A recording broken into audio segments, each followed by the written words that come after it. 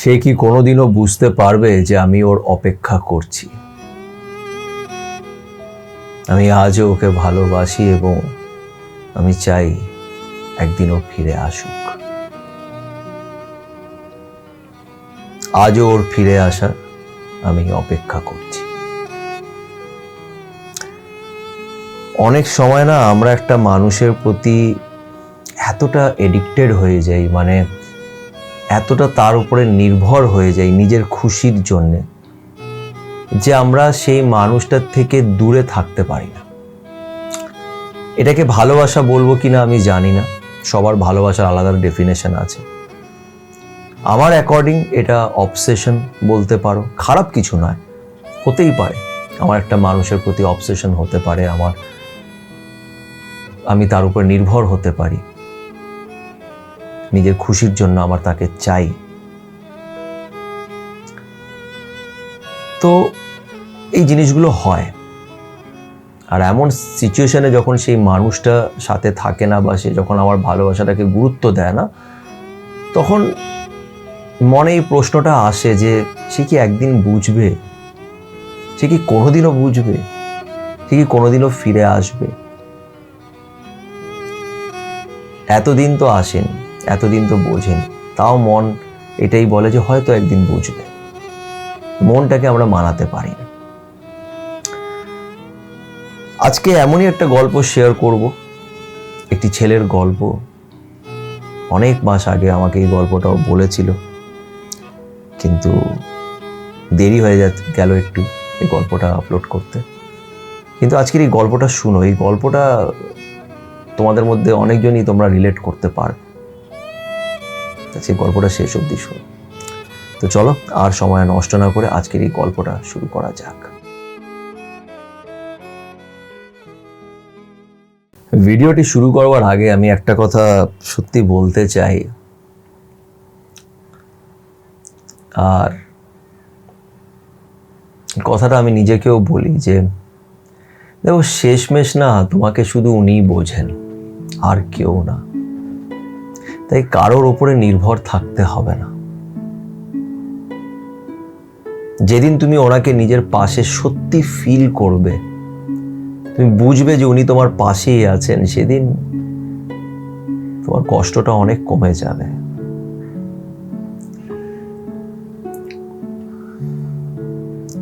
আজকে এই গল্পটায় আমি ছেলেটার কষ্ট বুঝি। কি করবে, একটা প্রায় 40 বছরের একটা ছেলে, একা, মা বাবা কেউ নেই, চায় জীবনে একটা কম্প্যানিয়নশিপ, একটা পার্টনার যার সাথে দুটো ভালো কথা বলবে। তাই ওকে আমি কখনোই জাজ করতে পারবো না। ওর পরিস্থিতি, মানুষটা সারাদিন একা আছে, কাজকর্ম করছে, অফিস যাচ্ছে, দিনের শেষে ও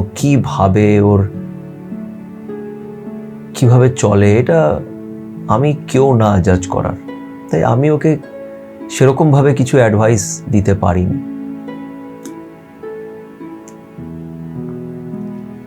আমি বুঝতে পারছি ও যে বারবার নিজের সেলফ রেসপেক্টটা বেচে দিচ্ছে।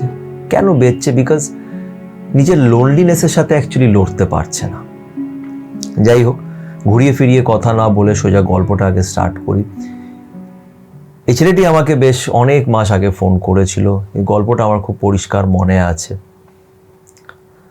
তো গল্পটা হচ্ছে এরকমই যে ছেলেটা একটা মেয়ের সাথে, আমি রিলেশনশিপ বলবো না, তারা একে অপরকে চেনে প্রায় 14 বছর হয়ে গেছে। তারা বন্ধু, ভালো বন্ধু কি খারাপ আমি জানি না। ছেলেটার অ্যাকর্ডিং তো যা বুঝলাম যে ছেলেটাই নিজের তরফ থেকে বন্ধুত্ব রেখে গেছে, মেয়েটার যখন প্রয়োজন হয়েছে ছেলেটার সাথেও কথা বলেছে। এবার একটা জিনিস ওদের গল্পতে আমি এটাও বুঝেছি যে ছেলেটা মেয়েটাকে অবভিয়াসলি পছন্দ করতে লেগেছে, ফিলিংস এসছে, ছেলেটার অ্যাকর্ডিংও মেয়েটাকে ভালোবাসে, সবই ঠিক আছে। মন পরিষ্কার রেখেও তাকে ভালোবেসেছে, তার জন্য যাবতীয় যা করতে পেরেছে সেটা করেছে। আর এই কথাটা মেয়েটাও জানে যে ছেলেটা ওকে ভালোবাসে, কিন্তু মেয়েটা ছেলেটাকে বলেই দিয়েছে যে দেখ, প্রথমে তো একদম না করেনি, প্রথমে হয়তো এই জন্য না করেনি যাতে মেয়েটা ভেবেছে ছেলেটার হয়তো খারাপ লাগবে, তাই জন্য একদম ক্লিয়ারলি না করেনি। কিন্তু দেন আস্তে আস্তে আস্তে আস্তে সময়ের সাথে মেয়েটা ছেলেটাকে বুঝিয়ে দিয়েছে যে দেখ আমি ওই রিলেশনশিপে ইন্টারেস্টেড নই, মানে লাভ রিলেশনশিপে আমি ইন্টারেস্টেড নই তোর সাথে। মেয়েটারও কিন্তু বিয়ে হয়নি, এবার মেয়েটাও কিন্তু অলমোস্ট ছেলেটারই বয়সের, ছেলেটার 40 তো মেয়েটার 38-29 এরকম, 29-39 সামথিং। যাই হোক,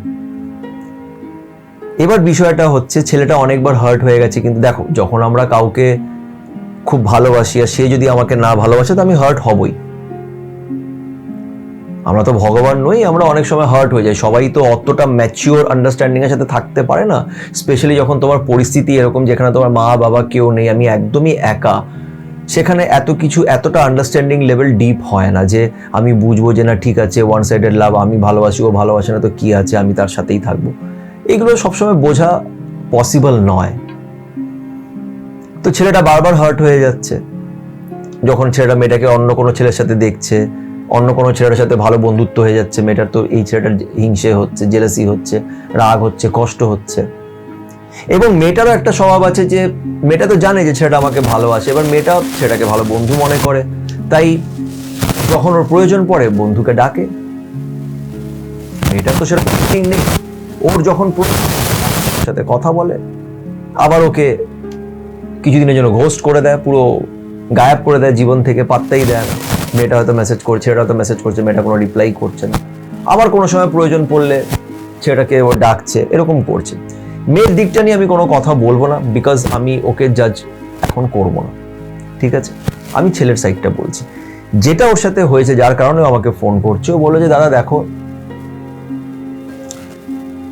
এটা একটা ও খবর পেয়েছে যে মেয়েটির একটা ছেলের সাথে বিয়ে ঠিক হয়েছে, এটাও খবর পেয়েছে। এটা খবর পাওয়ার পর ও প্রচণ্ডভাবে ভেঙে পড়েছিল, অনেক হার্ট হয়েছে। বলে দাদা ওখান থেকে তাও নিজেকে সামলাতে পেরেছি, মেয়েটার সাথে কথা বলা বন্ধ করেছি সম্পূর্ণ। কেন দেখো, মেয়েটা তো জানি যে আমি ওকে ভালোবাসি, এবার ও যখন অন্য একটা ছেলে চুজ করেই নিয়েছে তো আমি সরে গেছি, থাকতে পারছি না, তাও নিজেকে আটকে রেখেছি, দূরে থেকেছি, সবই করেছি। কিন্তু মেয়েটা আবার আমাকে মেসেজ করা শুরু করেছে, আমার সাথে কথা বলা শুরু করেছে। আমি একটু একটু করে অ্যাভয়েড করতাম, কিন্তু দেন আমি আর পারিনি, বিকজ আমার তোর প্রতি একটা ফিলিংস আছে। আমি আবার ওর দিকে মানে আমার একটা টান শুরু হলো। এখন মেয়েটা আমাকে সারাদিন মেসেজ করে। আমি ওর বয়ফ্রেন্ডের ব্যাপারে বা ওর যার সাথে বিয়ের বয়ফ্রেন্ড তো একটা অ্যারেঞ্জ ম্যারেজ বোধহয় সামথিং কিছু ফিক্স হয়েছে, বাড়ির লোক ফিক্স করেছে। কিন্তু তো ছেলেটা যেহেতু দূরে হয়ে গেছিল, মেয়েটা ওকে আবার ফোন করতে শুরু করেছে, কারণ মেয়েটা তো ওকে বন্ধু হিসাবে দেখে। ও ওকে মেসেজ করছে, এই করছে, মেয়েটার কিছু যায় আসে না যে ও আমাকে নিয়ে কি ফিলিংস রাখে। ও ওর সাথে কথা বলছে, দিব্যি কথা বলছে। এবার ছেলেটাও আস্তে আস্তে নিজেকে প্রথমে আটকে রেখেছে, দেন আবার ওর সাথে কথা বলতে শুরু করে দিয়েছে। সারাদিন ওর সাথে কথা বলছে। এবার ছেলেটা আমাকে বলল যে দাদা আমার আবার ওর প্রতি কিন্তু সেই টানটা বেড়ে গেছে। আজকেও আমার সাথে কথা বলছে, কালকে ওর বিয়ে হয়ে গেলে তো আমার সাথে আর কথা বলবে না, তখন আমি কি করব? আমি কি করে বাঁচবো এটার থেকে? আমি তো মানে মরেই যাবো ওর যখন বিয়েটা হয়ে যাবে, কারণ আমি তো নিজেকে সামলে নিয়েছিলাম, ও আবার কেন আমার জীবনে এলো? এখানে না একটা জিনিস বুঝতে হবে, যেটা আমি ফিল করি, সেটা হচ্ছে কি বলতো, মানে ঈশ্বরের আমরা কিন্তু ঈশ্বরেরই সন্তান, আমরা সব ঈশ্বরের বাচ্চা, তাই না? ঈশ্বর আমাদের মা বাবা, আসল মা বাবা বলতে পারো। উনি কখনোই চাইবে না নিজের বাচ্চাটাকে কষ্ট দিতে। কিন্তু আমাদের নিজের মা বাবা আর ঈশ্বরের মধ্যে কি তফাৎ জানো? আমরা যখন কাঁদি ঈশ্বরও কাঁদে, আমরা যখন কাঁদি আমাদের মা বাবারও কান্না পায়। কিন্তু আমাদের মা বাবার ঈশ্বরের মধ্যে একটাই তফাৎ, যে মা বাবা হয়তো আমাদের কান্না দেখে আমাদের কথাটা শুনে না, যে না ঠিক আছে আমার বাচ্চাটা কাঁদছে, ওর যেটা চাই ওকে দিয়ে দাও। ঈশ্বর কিন্তু এটা করে না। কেন? ঈশ্বর কিন্তু তোমাকে দেখছে না, ঈশ্বরের লেনাদেনা হচ্ছে তোমার সোলের সাথে, তোমার এই আত্মার সাথে। যে আত্মা বহু পুরনো, এক বডি থেকে আরেক বডি যাচ্ছে, তার একটা আলাদা জার্নি আছে। ঈশ্বর কিন্তু তাকে দেখছে, সে জানে যে আগে কি হতে চলেছে, সে জানে যে আগে কি হয়েছে, আগের জন্মেও কি হয়েছে, সে তোমার পুরো গল্পটা জানে, যেটা তুমি জানোই না। ও উনি কিন্তু সেটার বেসিসে ডিসিশন নিচ্ছে। ওনার কিচ্ছু যায় আসে না তুমি কত কান্নাকাটি করছো। হ্যাঁ, ওনার কষ্ট হয় নিশ্চয়ই, আমি এটাই ভাবি যে ঈশ্বর আমাদের সাথে কাঁদে, কিন্তু ঈশ্বর আমাকে এটা আমাদের বলতে পারে না যে বেটা কি করব, তোর জন্য এটা ঠিক নয়। এই যে এই মানুষটা তোমার জীবনে আসছে যাচ্ছে আসছে যাচ্ছে, এটা ততদিন হতে থাকবে যতদিন না তুমি তোমার সেলফ রেসপেক্টের ভ্যালুটা বুঝবে। অ্যান্ড সেলফ রেসপেক্ট মানে কি, এরকম না যে তুমি, আমি বলছি না যে তুমি মেয়েটার সাথে খারাপ ব্যবহার করো, না, তুমি ওর সাথে কথা বলো না, দিনরাত কথা বলো, তোমাকে মেসেজ করছে কথা বলো, কিন্তু আমি ওর দিকে আর যাব না। তুমি যদি বলো যে না আমার ফিলিংস আসছে, এটা ফিলিংস নয়, এটা ডিপেন্ডেন্সি, যে তোমার ওর উপরে তুমি ডিপেন্ডেন্ট, তুমি তোমার খুশির জন্য ওর উপরে নির্ভর করছো। আজকে ভেবে না তুমি ডায়েট করছো, তোমাকে ডাক্তার বলেছে তুমি কালকের দিকে এটা খাবে না ওটা খাবে না, তাতেই তোমার ওয়েট লস হবে। তো তোমার চোখের সামনে হঠাৎ করে মাটন বিরিয়ানি চলে এলো, তো তুমি কি করছো, পারছি না, বিরিয়ানি ছাড়া থাকতে পারছি না, খেতেই হবে, এতদিন খাইনি, আজকে হঠাৎ করে এসছে, খেতে ইচ্ছে করছে। এই ইচ্ছে করাটা মানে এটা নয় যে ওই বিরিয়ানিটা তোমার দরকার বা ওটা না খেলে তুমি মরে যাবে, এটা তোমার লোভ, তাই জন্য তুমি ওটা চাইছো। আজকে খুব লজিক্যালি বোঝো, মেয়েটা তোমাকে আগেই বলে দিয়েছে আমি তোমাকে ভালোবাসি না, তুমি আমার জাস্ট একটা ফ্রেন্ড। এখন এই মেয়েটা নিজের জীবনে হয়তো কোনো কারণে একা, তাই সে তোমাকে সারাদিন মেসেজ করছে, তুমি ওর সাথে কথা বলছো। প্রথম কথা, তোমার ওর সাথে কথা সেরকম ভাবে বলা উচিতই ছিল না, বিকজ তুমি এটা জানো যে আমার ওর প্রতি ফিলিংস আছে, যদি আমি ওর সাথে কথা বলতে থাকি আমি আবার ওর দিকে ঝুঁকে যাব।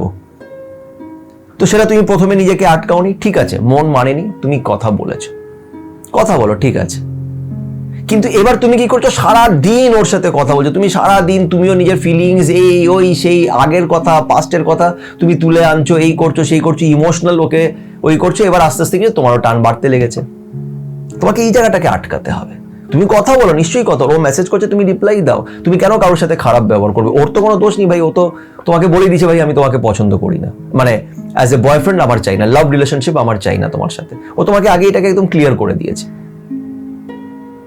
তুমি ওর সামনে ইমোশনাল মেসেজ করে ওকে দেখিয়ে যে না আমার ভালো লাগছে না, তুই আবার আমার জীবনে এসেছিস, এই ওই সেই, এটা করে কোনো লাভ নেই, এটা তুমি তোমার উইকনেসটা শো করছো তাকে। আর ঈশ্বর বারবার পরীক্ষা নেবে তোমার, বারবার ওকে তোমার জীবনে আনবে যতক্ষণ না তুমি রিয়েলাইজ করবে নিজের গুরুত্বটা, যে তুমি ওই মানুষটার দিকে কিন্তু অনেকটাই এগিয়ে।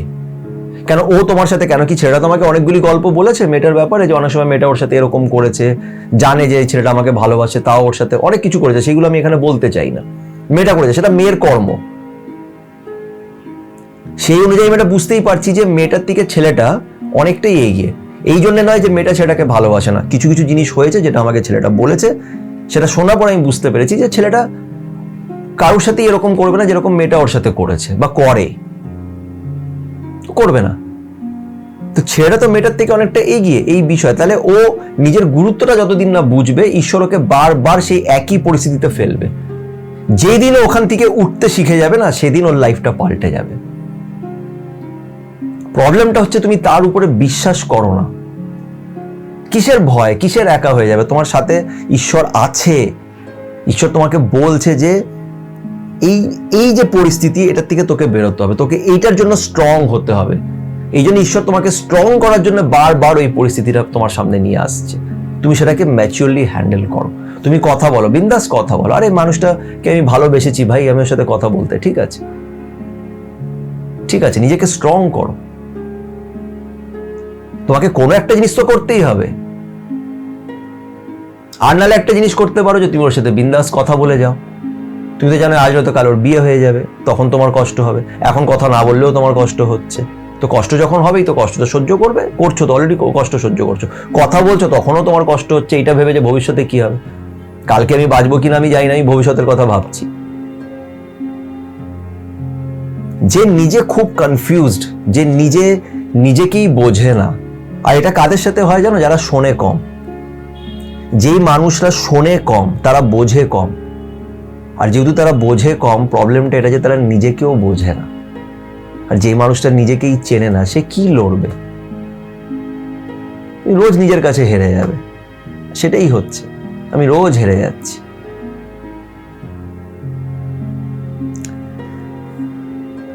আমার এটাই বলা, একদম শেষে আমি এটাই বলবো যে তার উপরে বিশ্বাস রাখো। উনি তোমার সাথে আছেন, উনি তোমাকে গাইড করছেন। প্র্যাকটিক্যাল থাকো একটুখানি এই পরিস্থিতিতে। তোমার সেই মানুষের সাথে কথা বলতে ভালো লাগে, কথা বলো, কোনো অসুবিধা নেই, নর্মালি কথা বলো, কিন্তু নিজের সেলফ রেসপেক্টটা বেঁচে দিও না, তার উপরে সম্পূর্ণভাবে নির্ভর হয়ে যেও না, একদম ডিপেন্ড হয়ে যেও না তার উপরে নিজের খুশির জন্য। এইটা করো না। এটা করলে আবার ঈশ্বর তোমার লাইফে এই সেম জিনিস আনতেই থাকবে যতক্ষণ না তুমি শিখবে। কেন ঈশ্বরের উদ্দেশ্য তোমার সোলটাকে গ্রো করে নিয়ে যাওয়া, সেলফ গ্রোথ। সে সেটা নিয়েই ভাববে। আশা করছি এই ভিডিওর মাধ্যমে তোমাদের অনেক কিছু বোঝাতে পেরেছি। তোমরা অনেকজনই হয়তো এই ভিডিওটার সাথে রিলেট করতে পারবে। যদি রিলেট করে থাকো তাহলে প্লিজ একটু কমেন্ট করে জানিও। ভিডিওটি ভালো লেগে থাকলে লাইক করো, পজিটিভ থেকো, তার উপরে বিশ্বাস রেখো এবং ভালো থেকো।